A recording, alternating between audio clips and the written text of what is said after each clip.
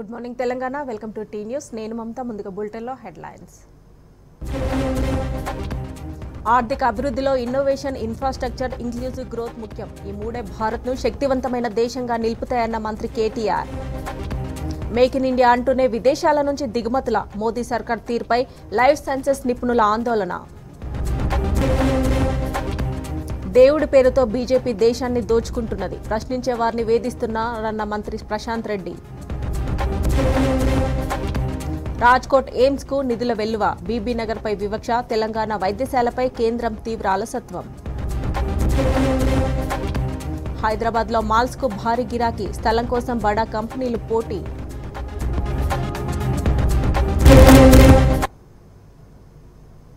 Bulletin update చూస్తే, సూర్యాపేట జిల్లా దురాజ్పల్లి వద్ద 2 ప్రైవేట్ ట్రావెల్ బస్సులు దగ్ధమయ్యాయి.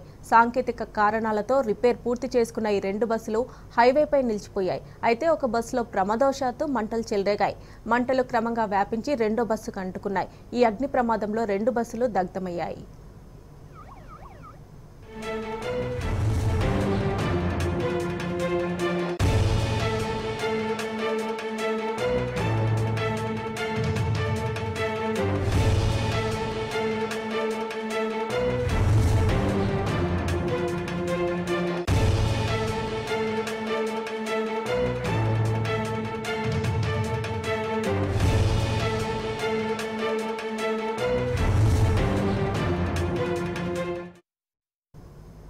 విద్యుత్ వినియోగంలో హైదరాబాద్ టాప్ గేర్లో దూసుకుపోతుంది. మరో 3 ఏళ్లలో దేశంలోనే అత్యధిక విద్యుత్ను వినియోగిస్తున్న నగరంగా హైదరాబాద్ చరిత్ర సృష్టించవచ్చని కేంద్ర ప్రభుత్వం విడుదల చేసిన electric power survey of India నివేదికలో వెల్లడైంది. వచ్చే 3 ఏళ్లలో అన్ని నగరాలను హైదరాబాద్ దాటేయొచ్చని అంచనా సర్వేలో తేలింది.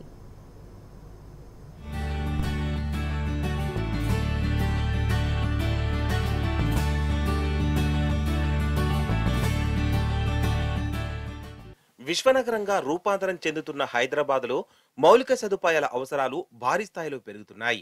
రాష్ట్ర ప్రభుత్వం అనుసరిస్తున్న సానుకూల విధానాలతో జాతీయ, అంతర్జాతీయ సంస్థలు ఇబ్బడి ముబ్బడిగా పెట్టుబడులు పెట్టేందుకు ముందుకొస్తున్నాయి. కంపెనీల రాకతో ప్రత్యక్షంగా, పరోక్షంగా ఉపాధి అవకాశాలు లభిస్తుండటంతో నగరం వైపు వలసలు భారీగా పెరుగుతున్నాయి. దీంతో హైదరాబాద్ వేగంగా విస్తరిస్తోంది. ఆ విస్తరణకు అనుగుణంగా ఏర్పడుతున్న మౌలిక సదుపాయాల డిమాండ్లో విద్యుత్ రంగం అగ్రభాగాన నిలుస్తోంది. మరో 3 ఏళ్లలో దేశంలోనే అత్యధిక విద్యుత్తును వినియోగిస్తున్న నగరంగా హైదరాబాద్ చరిత్ర సృష్టించవచ్చని కేంద్ర ప్రభుత్వం విడుదల చేసిన electric power survey of India నివేదికలో వెల్లడైంది.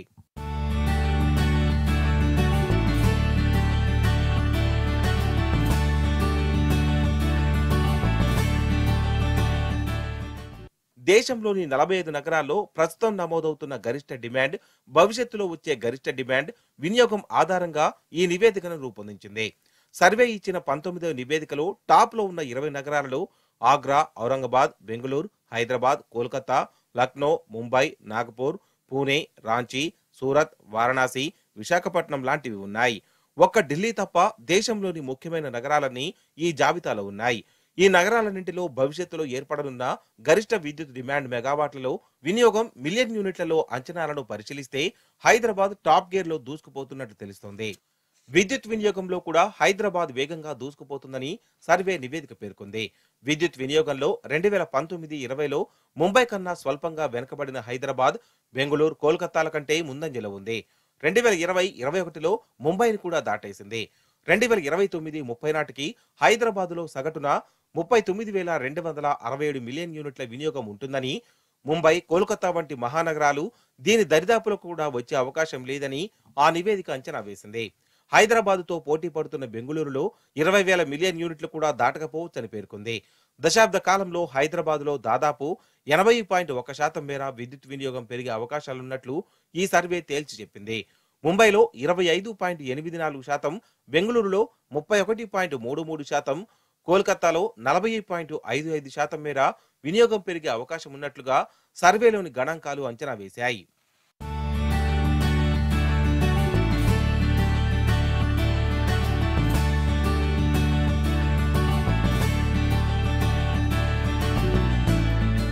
దేశంలో ఇప్పుడు విద్యుత్ రంగం అంటే అందరూ తెలంగాణ వైపే చూసే పరిస్థితి నెలకొంది.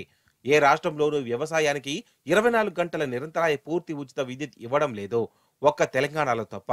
రాష్ట్రం ఏర్పడిన కేవలం 6 నెలల్లోనే గృహ, వాణిజ్య, పారిశ్రామిక రంగాలకు 24 గంటల విద్యుత్తును అందించడం ద్వారా నెలకొల్పిన నమ్మకం ఏటికేడాది మరింత బలపడుతోంది. దీంతో పరిశ్రమలు, వాణిజ్య సంస్థలు భారీగా తరలివస్తున్నాయి. ప్రతి ఏటా వేల సంఖ్యలో వినియోగదారులు పెరుగుతున్నారు. ఈ నేపథ్యంలోనే హైదరాబాద్ నగరంలో అటు గరిష్ట విద్యుత్ డిమాండ్, ఇటు వినియోగం కూడా రాకెట్ వేగంతో పెరుగుతోంది.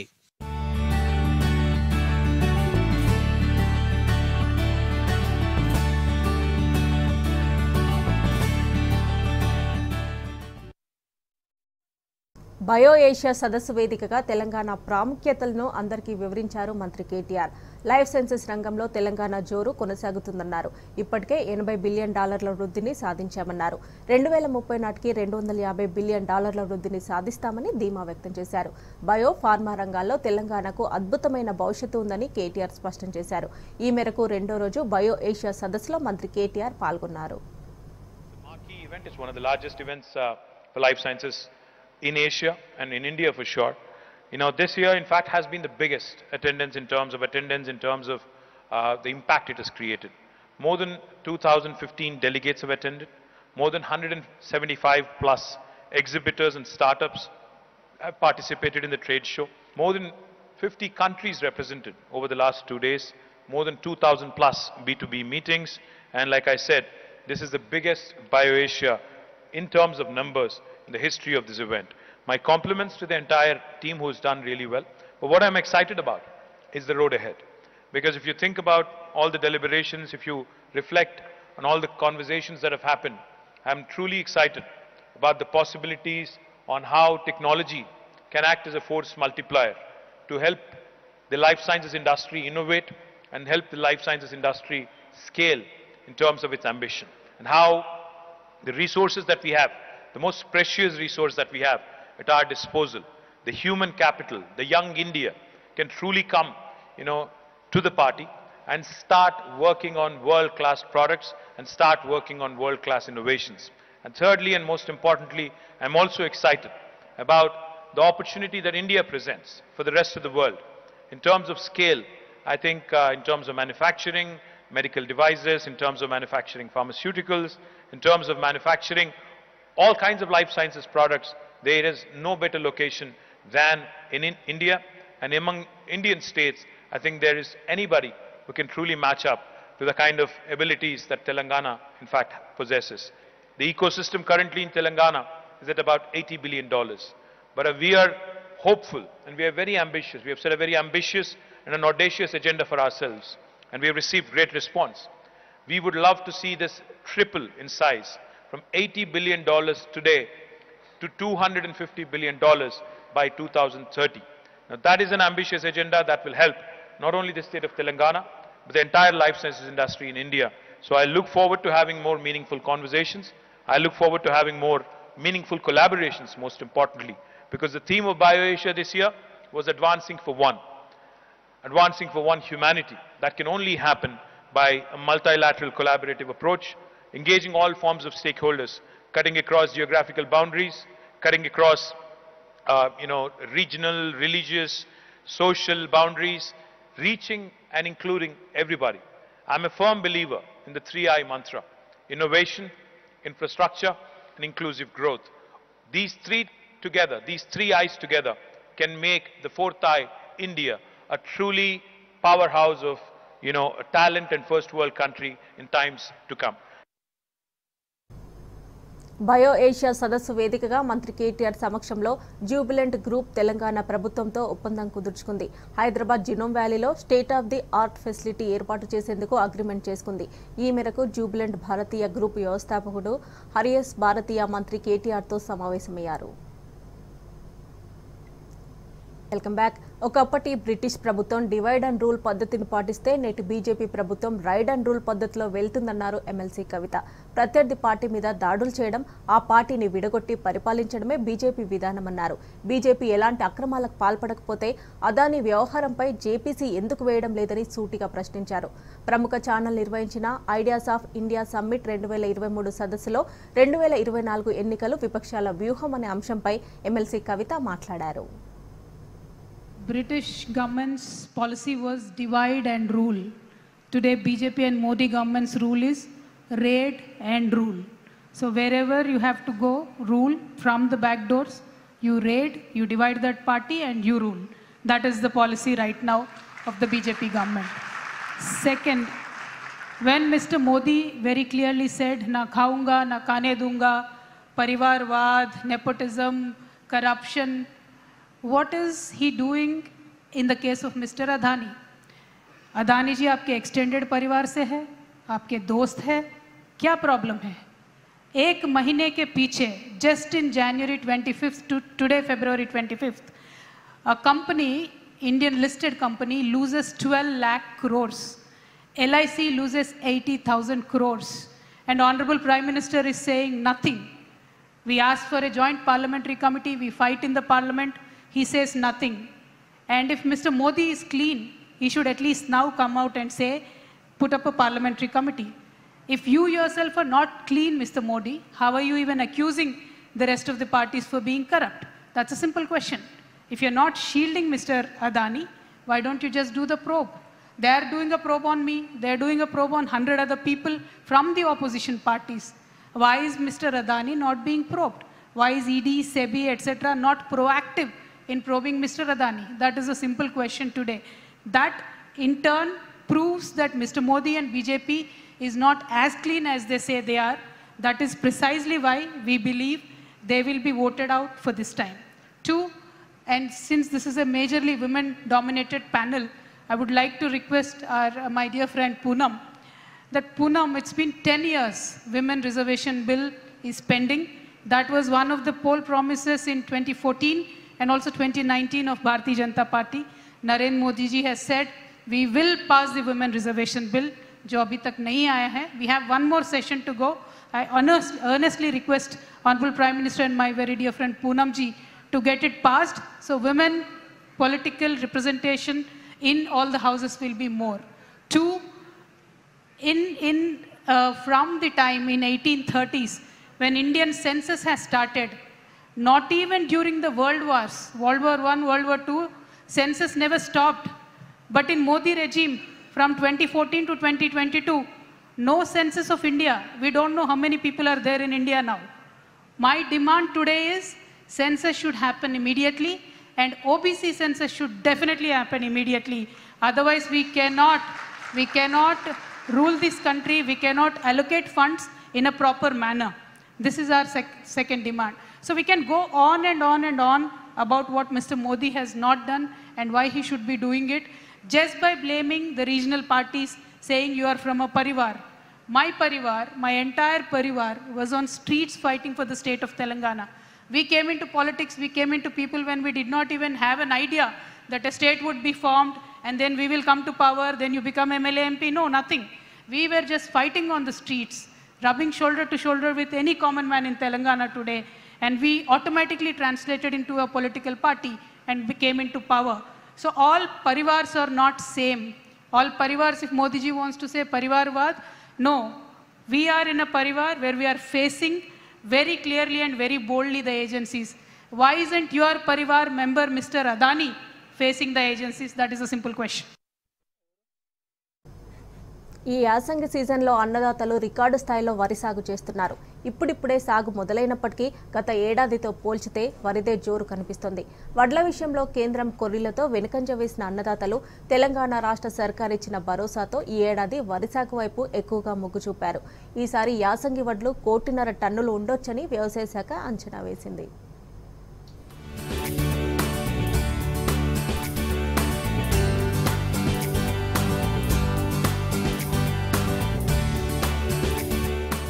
తెలంగాణలో యాసంగి సీజన్లో 1 టన్నులకు తక్కువ కాకుండా ధాన్యం ఉత్పత్తి అవ్వడం సాధారణమైపోయింది. తొలిసారిగా 2020-21లో వడ్ల దిగుబడి 1 టన్నుల మార్కును చేరుకోగా ఈ ఏడాది మరోసారి 1 మార్కును దాటనుంది. కేవలం 4-5 ఏళ్లలోనే యాసంగి ధాన్యం ఉత్పత్తి 3 రెట్లు పెరిగింది. కేంద్రం ఆంక్షలు ధాన్యం కొనుగోలు చేయలేమని, వరి వేయవద్దని రైతులకు సూచించినటువంటి కారణాలతో నిరుడు వరి సాగు తగ్గుముఖం పట్టింది. ఈ సీజన్లో తిరిగి భారీ విస్తీర్ణంలో సాగైంది. ఇప్పటికే 54 లక్షల ఎకరాల్లో వరి సాగు కాగా మరో 2-3 లక్షల ఎకరాలు పెరిగే అవకాశం ఉందని అధికారులు భావిస్తున్నారు. మొత్తంగా ఈ యాసంగి సీజన్లో సుమారు 1.50 కోట్ల టన్నుల ధాన్యం ఉత్పత్తి అవుతుందని అంచనా వేస్తున్నారు.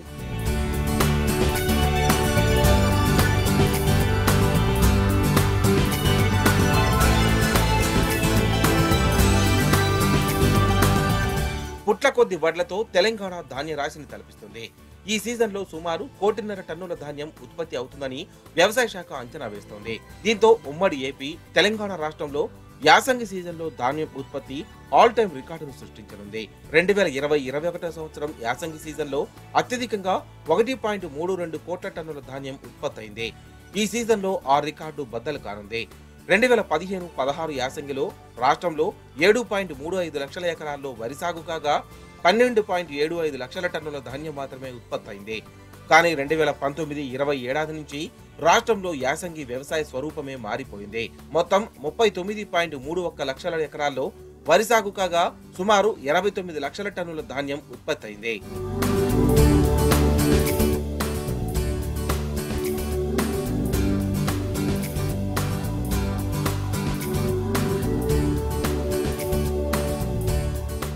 నిరుడు కేంద్రం ఆంక్షలు, ధాన్యం కొనుగోలు చేయలేమని, వరి వేయవద్దని రైతులకు సూచించడం వంటి కారణాలతో వరి సాగు తగ్గుముఖం పట్టింది.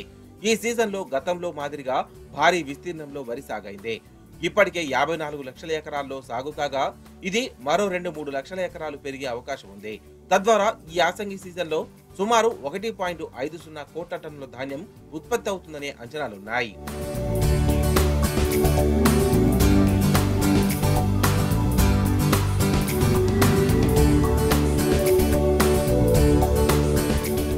తెలంగాణలో యాసంగి సీజన్లో ఒకప్పుడు 40-50 లక్షల టన్నుల ధాన్యం ఉత్పత్తి అయితే మహా గొప్ప. అలాంటిది ఇప్పుడు 1 కోటి టన్నుల ధాన్యం ఉత్పత్తి తేలికగా మారిపోయింది.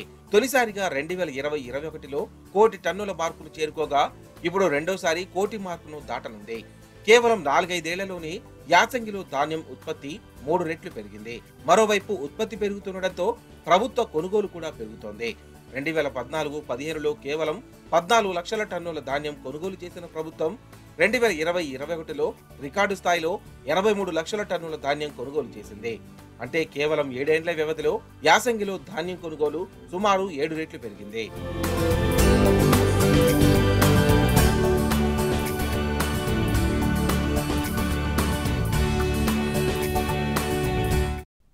Welcome back. ప్రేమ కోసం ఓ ఇంజనీరింగ్ విద్యార్థి సైకోగా మారాడు. తాను ప్రేమించిన అమ్మాయితో మరో యువకుడు మాట్లాడుతున్నాడని తెలిసి రగిలిపోయాడు. తన ప్రేమకు అడ్డుపడుతున్నాడని భావించి అతన్ని ఎలాగైనా అడ్డు తొలగించుకోవాలనుకున్నాడు. పక్కా పథకం ప్రకారం ఆ యువకుడిని అతి కిరాతకంగా హత్య చేశాడు. నిందితుడు హరికి న్యాయస్థానం 14 రోజుల రిమాండ్ విధించడంతో చర్లపల్లి జైలుకు తరలించారు.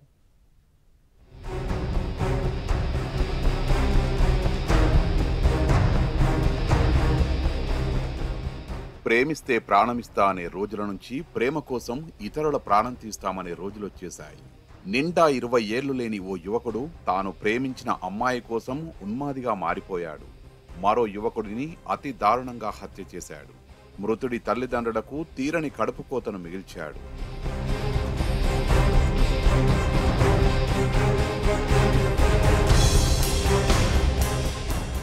నల్లగొండలోని ఎంజీ యూనివర్సిటీ పరిధిలోని ఇంజనీరింగ్ కాలేజీలో హరి, నవీన్ అనే 2 విద్యార్థులు చదువుతున్నారు. ఇద్దరిది 4th ఇయర్ EEE బ్యాచ్. నిండా 20 ఏళ్లు కూడా లేవు. మరికొన్ని రోజులైతే స్టడీ పూర్తయి లైఫ్లో సెటిల్ అయిపోయే ఛాన్స్ ఉంది. కానీ చదువు పక్కదారి పట్టింది. చదువుకోవాల్సిన వయసులో ప్రేమ వ్యవహారం ఇద్దరి మధ్య అగ్గిని రాజేసింది. హరి, నవీన్ ఒకే అమ్మాయిని ప్రేమించారు. హరితో చనువుగా ఉంటూ అమ్మాయి నవీన్తోనూ మాట్లాడేది. అమ్మాయి తననే ప్రేమిస్తోందని, నవీన్ అనవసరంగా తలదూరుస్తున్నాడని హరి భావించాడు. ఈ కారణంతోనే ఇద్దరి మధ్య గొడవలొచ్చాయి. నవీన్పై కోపం పెంచుకున్న హరి సైకోగా మారాడు. అతన్ని అడ్డు తొలగించుకోవాలన్న నిర్ణయానికి వచ్చాడు.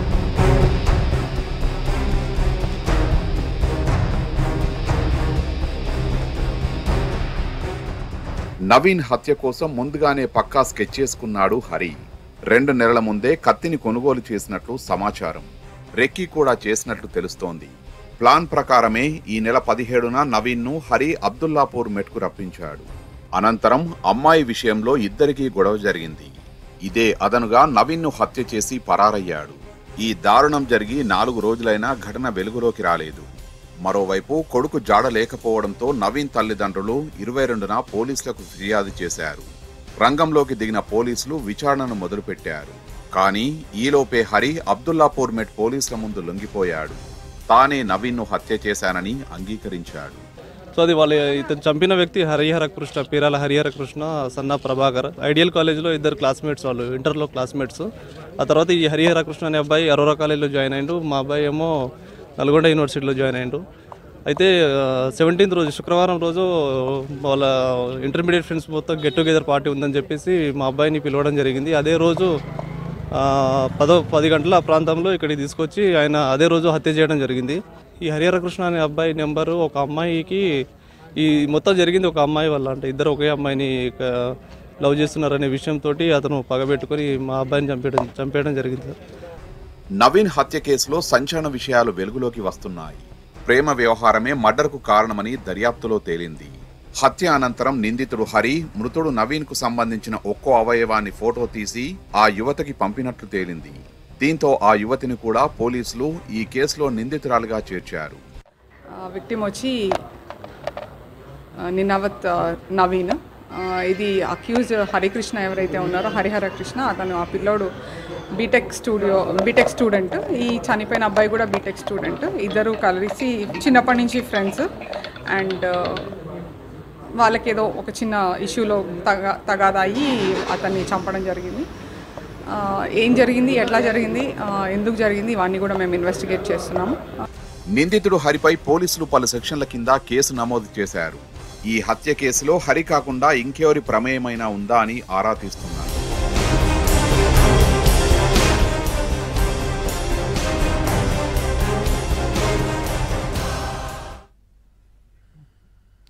ప్రసార భారతిలో ఆర్ఎస్ఎస్కు అనుకూలంగా వార్తలు ప్రసారం కానున్నాయి. సంఘ్ అనుబంధ సంస్థ నుంచే భారతికి వార్తలు అందనున్నాయి. ఈ మేరకు హిందుస్థాన్ సమాచార్తో కాంట్రాక్ట్ చేసుకుంది. పీటీఐతో ఒప్పందానికి కేంద్రం గుడ్ బై చెప్పింది. అనుకూల వార్తలు వేయకపోవడమే ఇందుకు కారణంగా తెలుస్తోంది. ఎన్నికల నేపథ్యంలో బీజేపీ చక్రం తిప్పింది. ది వైర్ వెబ్సైట్లో ఈ మేరకు సంచలన కథనం వెలువడింది.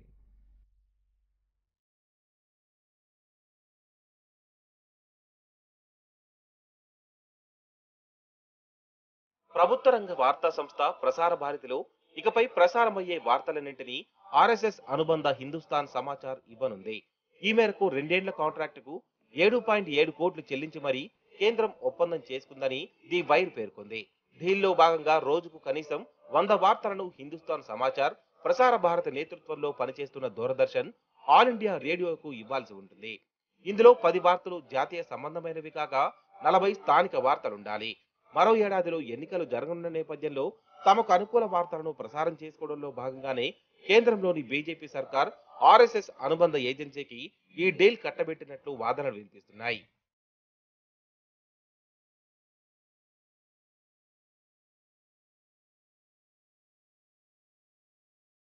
ప్రముఖ వార్తా ఏజెన్సీలు Press Trust of India, United News of ఇండియాలతో గత కొన్నేళ్లుగా బీజేపీ సర్కారుకు పొసగడం లేదు. ఆ వార్తా ఏజెన్సీలు తాము చెప్పినట్లు నడుచుకోకపోవడం, ప్రభుత్వానికి అనుకూలంగా వార్తలను ప్రసారం చేయకపోవడమే అందుకు కారణమనే వాదనలు వినిపించాయి. దీంతో ప్రసార భారతికి పీఐటీతో ఉన్న ఒప్పందాన్ని పునరుద్ధరించే ప్రక్రియను పక్కనబెట్టిన బీజేపీ సర్కార్ ఆ కాంట్రాక్టును హిందుస్థాన్ సమాచార్కు కట్టబెట్టింది. పీటీఐ ఎక్కువ ఛార్జీ చేస్తుండటంతోనే డీల్ను మరో ఏజెన్సీకి ఇచ్చినట్లు అధికారులు చెబుతున్నప్పటికీ లోతుగా విశ్లేషిస్తే అసలు మర్మమేంటో అర్థమవుతుంది.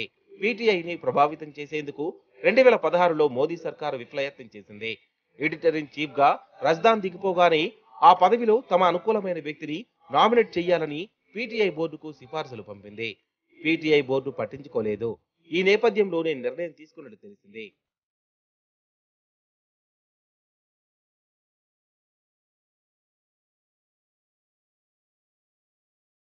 హిందుస్థాన్ సమాచార్ సంస్థను 1948లో శివరాం శంకర్ ఆప్టే ప్రారంభించారు. ఈయన విశ్వ హిందూ పరిషత్ వ్యవస్థాపకుల్లో ఒకరు. విహెచ్పికి తొలి ప్రధాన కార్యదర్శిగా పనిచేశారు. ప్రస్తుతం దీనికి బల్చంద్ మండ్రిగర్ చైర్మన్ గా ఉన్నారు. ఈ సంస్థ నిధుల కొరతతో 1986లోనే మూతపడింది. వాజ్పేయి ప్రభుత్వం కేంద్రంలో అధికారంలోకి వచ్చాక ప్రభుత్వ మద్దతుతో 2002లో ఆర్ఎస్ఎస్ దీనిని మళ్లీ ప్రారంభించిందని చెప్తారు. 2014లో మోదీ సర్కార్ అధికారంలోకి వచ్చాక హిందుస్థాన్ సమాచార్ దశ తిరిగింది. అప్పటి నుంచి ఈ ఏజెన్సీకి కేంద్రం నుంచి క్రమం తప్పకుండా ప్రభుత్వం ప్రకటనలు వస్తున్నాయి. ఈ సంస్థ ప్రధాన కార్యాలయం ఢిల్లీలోని జుందేవాలన్ సమీపంలోని ఆర్ఎస్ఎస్ ఆఫీస్ పక్కనే ఉంది. ఇది చాలా చిన్న ఆఫీస్ కావడంతో తాజాగా నోయిడాలో భారీ ఆఫీసులోకి మారాలని చూస్తున్నట్లు సమాచారం. జాతీయ, అంతర్జాతీయ వార్తలను నిష్పక్షపాతంగా అందిస్తున్న దేశంలోనే అతిపెద్ద వార్తా ఏజెన్సీలను పక్కనబెట్టి ఆఫీస్ కూడా సరిగా లేని హిందుస్థాన్ సమాచార్ కు మోదీ సర్కార్ కాంట్రాక్ట్ ఇవ్వడంలోనే ప్రభుత్వ ఉద్దేశం ఏమిటో అర్థమవుతుందని విశ్లేషకులు అంటున్నారు.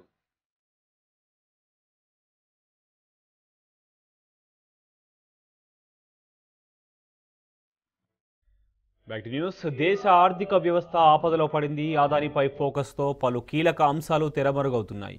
అన్ని కాంపోనెంట్లు డౌన్ అయ్యాయి. విదేశీ మారక నిల్వల పతనం మొదలైంది. రూపాయి విలువ బక్కచిక్కింది. GDP rate మందగమనంలో ప్రయాణిస్తోంది.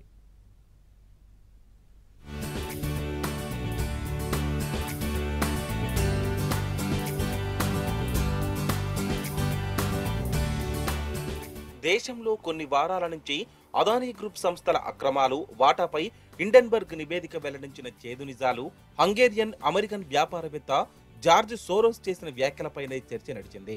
ఇప్పుడు దీని స్థానంలో కాంగ్రెస్ పార్టీ 85వ ప్లీనరీ సమావేశం, ఆ పార్టీ నేతలతో ఎన్ఫోర్స్మెంట్ డైరెక్టరేట్ దాడులు, కాంగ్రెస్ అధికార ప్రతినిధి అరెస్టుకు సంబంధించిన అంశాలు తెరపైకి వచ్చాయి.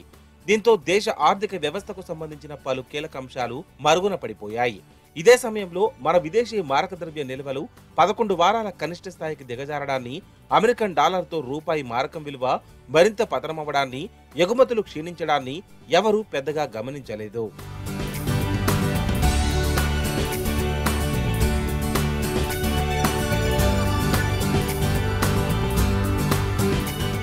ఫారెక్స్ నిల్వల్లో సింహభాగమైన విదేశీ కరెన్సీ ఆస్తులు 4.51 బిలియన్ డాలర్ల మేరకు క్షీణించి 496.07 బిలియన్ డాలర్లకు పడిపోయాయి. బంగారు నిల్వల విలువ 1.04 బిలియన్ డాలర్ల మేరకు తగ్గి 41.81 బిలియన్ డాలర్లకు దిగజారింది. స్పెషల్ డ్రాయింగ్ రైట్స్ 87 మిలియన్ డాలర్లకు తగ్గి 18.26 బిలియన్ డాలర్లకు క్షీణించాయి. అంతర్జాతీయ ద్రవ్యనిధి సంస్థ వద్ద గత వారం భారత రిజర్వ్ పొజిషన్ 34 మిలియన్ డాలర్లకు దిగజారి 5.11 బిలియన్ డాలర్లకు పతనమైంది.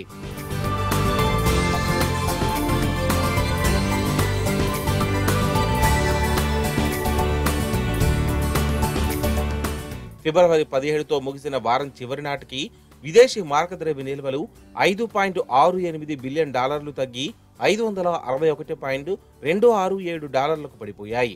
ఇది 11 వారాల కనిష్ట స్థాయి. దేశంలో ఫారెక్స్ నిల్వలు క్షీణించడం ఇది వరుసగా 3వ వారం. ఈ నెల 10తో ముగిసిన వారంలో ఇవి 8.32 డాలర్లు. 3వ తేదీతో ముగిసిన వారంలో 1.49 డాలర్లు తగ్గాయి. ఫిబ్రవరిలో ఫారెక్స్ నిల్వలు 15 బిలియన్ డాలర్లకు పైగా క్షీణించాయి.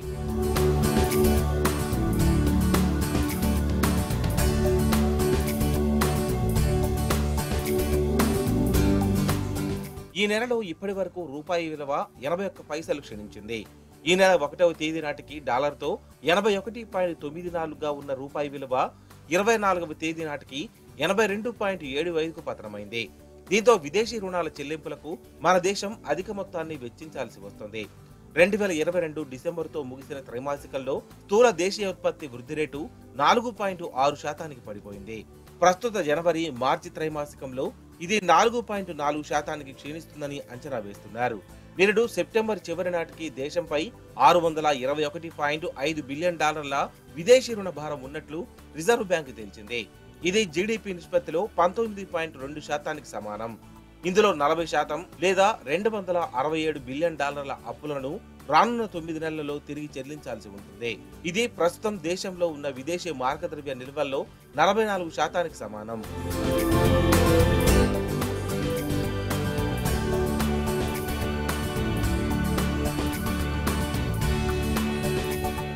జనవరిలో ఎగుమతులు 6.58% క్షీణించి 32.91 బిలియన్ డాలర్లకు పడిపోయాయి. దేశ ఎగుమతులు క్షీణించడం ఇది వరుసగా 2వ నెల. 2022 డిసెంబర్లో ఇవి ఏకంగా 12.2% పతనమై 34.48 డాలర్లు దిగజారాయి. నిరుడు ఏప్రిల్ నుంచి ఈ ఏడాది జనవరి మధ్య కాలంలో ఇంజనీరింగ్ ఎగుమతులు 3.37% తగ్గి 88.27 బిలియన్ డాలర్లకు పడిపోగా, రత్నాలు, ఆభరణాల ఎగుమతులు 0.54% క్షీణించి 31.61 బిలియన్ డాలర్లకు దిగజారాయి.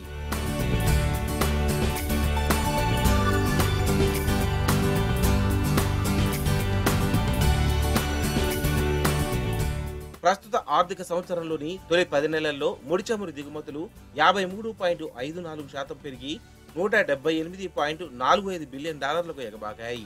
బొగ్గు, కోక్, బ్రిక్వెట్స్ దిగుమతులు 18.91% పెరిగి $43.17 బిలియన్ చేరాయి.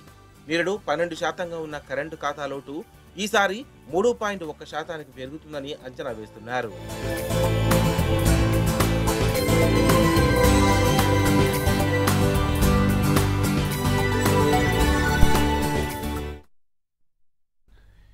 ఇక ఏవి bulletin updates, keep watching tea news.